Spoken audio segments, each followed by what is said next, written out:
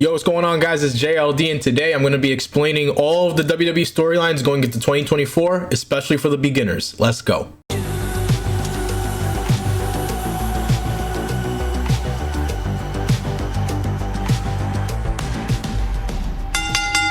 It's 2024 and WWE has become a global sensation, and there are a lot of wrestling fans and non-wrestling fans who are watching WWE at this point, and even people returning back from when they watched the WWF. And I'm sure there's a lot of followers of mine that show mad love on my videos but don't know who I'm talking about or what storylines I'm talking about, but are always just showing love. So I decided to make this video going into 2024 of the current storylines going on in WWE, who's back, who's returning, and who's fighting over the next year. And maybe this will help my current followers or just non-wrestling fans get more up to date on what's going on in the wrestling world. And if you have to stop and watch this video or write down some stuff or look up on the WWE website the roster, you're more than welcome to do so. And also keep in mind, a lot of the rumors going on or storylines can change at any time. It is only January, and this is just the way that they are kicking off 2024 and kicking off the new year. Now, I'm only going to speak on WWE and the main roster. I will not be talking about NXT or AEW, as I don't watch them as often as WWE. I don't want to give you false information or miss anything that's big relating to the brands. And if you have any questions about anything that I speak about in this video or have anything to add to the storylines going on in the WWE this year, make sure you post them down in the comments below. And without further ado, let's get right into it. So the first thing I want to clear up is that Vince McMahon is no longer running things behind the scenes from a creative standpoint. Triple H is the head of creative and has been so for a while now, but now he has full total control. So all the storylines that are going on, all the roster development, and all the airtime is all because of Triple H and his staff. Triple H is the chief content officer or the chief creative officer, whatever you want to call it, but he's mostly behind the scenes in the corporate world. He does not wrestle in the ring anymore. So now that we have that out of the way, let me tell you guys who the champions currently are on the roster.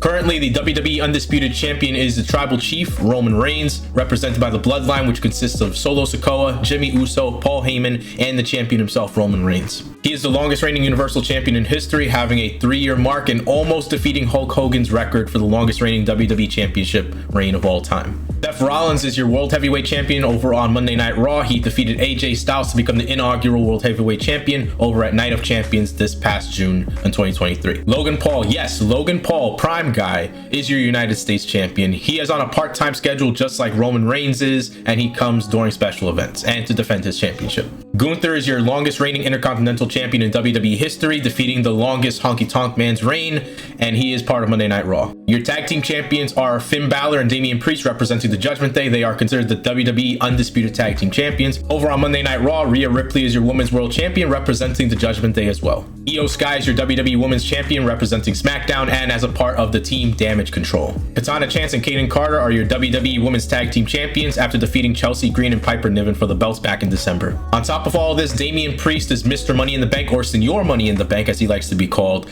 with a championship contract briefcase that allows him for a championship match anytime, anywhere, and he's been teasing that he's going to cash in that briefcase on Seth Rollins. So those are your champions over on the WWE. And now for all the different shows that are going on. 2024 has a bunch of different pay-per-views already planned for this year, and on top of that, a lot of them are international. The next pay-per-view will be the Royal Rumble, which has its traditional 30-man over-the-top rope match, as well as the women's version of the match as well. Winner headlines WrestleMania for a championship opportunity, and that will be in January 27th over in Florida. In February will be Elimination Chamber, which will be in Perth, Australia. So you know Rhea Ripley, who is from Australia, is going to be having a great time over there, and the audience is going to go wild. For those who haven't been here in a while, WrestleMania is now 2 nights instead of 1 night over on pay-per-view. It is April 6th and April 7th of this year, Saturday and Sunday over in Philadelphia. The pay-per-view after WrestleMania, which is WWE Backlash, will be hosted in France in May. July's Money in the Bank event last year was in the O2 Arena in London, England. This year it's in Toronto, Ontario, Canada. And the whole point of that pay-per-view is to grab the briefcase and get a championship opportunity just like Damian Priest did. Later on this year in August, we have Bash in Berlin, which is happening in Berlin, Germany. So you know Gunther's going to be a big attraction over there. And all of these different events can be streamed on the Peacock app for all of my US viewers, and for anybody outside of the US, you can watch it on the WWE Network. And now I'm going to explain a bunch of the different storylines, different roster members, returns, fights, and everything that's going on, at least planned so far for this year. This is in no particular order, so just take it with a grain of salt, and just keep in mind again, this can happen or change at any time in the next year. So the bloodline is still alive, but it's not as strong as it used to be, with it only consisting right now of Roman Reigns, Jimmy Uso, Solo Sikoa, and Paul Heyman. Jey Uso is no longer a part of that, as he's now on the Raw brand, and Sami Zayn betrayed Roman last January back at last year's Royal Rumble. The rumors are is that the bloodline will slowly start to deteriorate to the point where it will no longer be a thing now that The Rock has returned to Raw, and it's possible that Solo Sikoa could betray Roman Reigns, maybe even Jimmy as well. It's possible that the bloodline will eventually be no more. R-Truth is back, and personally, we do not deserve this man. This man is literally a gem to WWE if you know who he is. If you do not know who R-Truth is, he is one of the funniest characters in WWE, playing the goofy character who does not know a lot of things or is just oblivious to what's going on. And we absolutely freaking love it. R-Truth is trying to find his way into the Judgment Day somehow, and honestly, I think he deserves to be a part of the Judgment Day. He just deserves to be any part of group he wants to be in. But recently, The Miz has teamed up with him to face the Judgment Day, bringing back the original group, The Awesome Truth, which if you remember from back in 2010, 2011 time, they were out there just saying everything was a conspiracy to the WWE. I don't know if this team up is going to be just a one-time thing from this past Monday on Raw, or if it's going to be a forever thing or a permanent thing, but let's see what happens. CM Punk has returned to WWE after leaving AEW back in August, and the crowd went absolutely wild last year, and now he is going to be officially in the Royal Rumble. Currently, he's feuding with Seth Rollins, or at least they're teasing a feud with Seth Rollins because of the real-life hate that they have for each other. So let's see how this goes after the Royal Rumble for a championship match. Randy Orton is now back on WWE after 18 months due to injury, and now he's on the SmackDown brand challenging Roman Reigns for the Universal title. Roman Reigns will be facing the winner of AJ Styles versus LA Knight versus Randy Orton at the Royal Rumble for the Undisputed Universal Championship. But it's rumored that Roman Reigns will be winning this match as he heads into WrestleMania. Jimmy and Jey Uso are no longer a tag team. They betrayed each other back at SummerSlam, and now they are doing their own thing. Jimmy Uso's with the Bloodline. Jey Uso's doing his own thing as main event Jey Uso, and the crowd is absolutely loving him. I haven't seen a crowd pop for Jey Uso in a very long time. Also, Jey's catchphrase is yeet. So if you hear yeet, that's because of him. The Rock is back on WWE television after challenging Roman to a match, wanting to be the head of the table. This could potentially lead to a match between The Rock and Roman Reigns at Elimination Chamber or WrestleMania or whenever they decide to have it. Drew McIntyre is still with WWE, but he's mad at Jey Uso for costing him the title at Clash at the Castle. And he's currently feuding with Seth Rollins to try and win that World Heavyweight Championship, but I don't know where WWE is going with that storyline. Cody Rhodes is currently feuding with Shinsuke Nakamura, and personally, I feel like this is just filler matches until WrestleMania when he faces Roman Reigns for the world title. He is currently the face of Monday Night Raw, and he is the expected winner to finally dethrone Roman. LA Knight is one of the fastest rising stars in the WWE. He is a part of the SmackDown brand, and he is currently feuding with AJ Styles after they went at it over the past few SmackDowns. But if you hear a bunch of people saying, yeah, then you know that's LA Knight.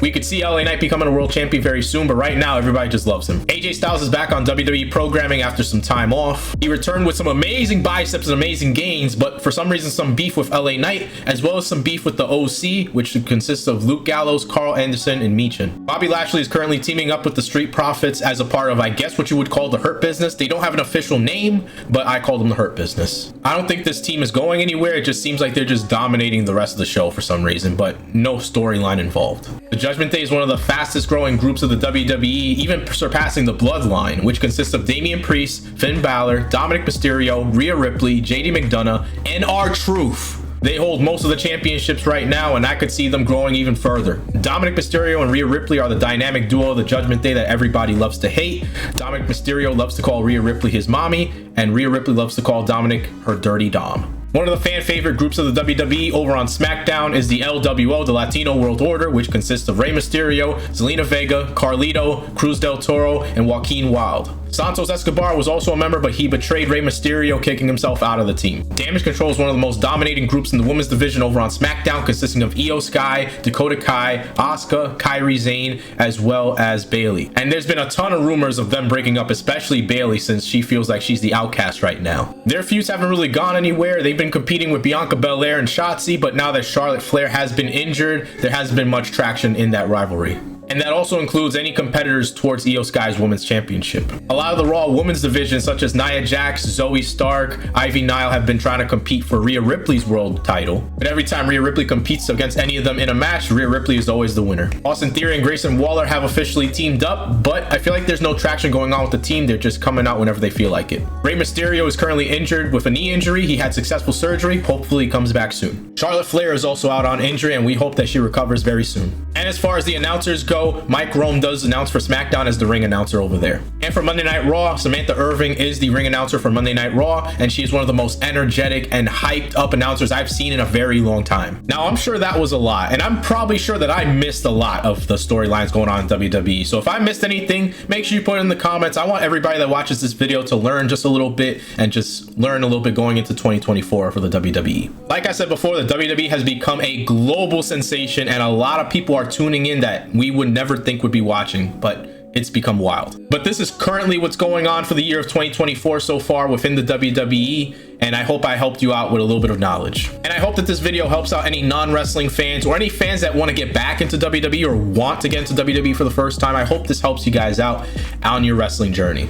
A lot of my information does come from watching wrestling itself, as well as keeping up with social media and all the rumors going on and all of the results that happen throughout the different wrestling shows. And if anybody has any questions about this video, feel free to put a question down in the comments, and I will make sure that I respond to everybody that asks us any kind of questions. And that's basically the end of the video, guys. If you haven't done so already, make sure you like this video if you enjoyed it, turn on notifications and subscribe to the channel. We are trying to hit YouTube partner, and it's because of you guys that we're able to hit those goals. We are going to start doing some YouTube streams as well, so if you haven't done so already, subscribe so that way you get notified when we go live. And of course, I want to give a big shout out to my Instagram supporters out there. If you haven't done so already, go check out our Instagram, and for 99 cents a month, you'll be able to support the channel and help us create more content just like this. And with that being said, you've made it to the end of the video. I appreciate you. I'll see you guys on the next video. Peace out.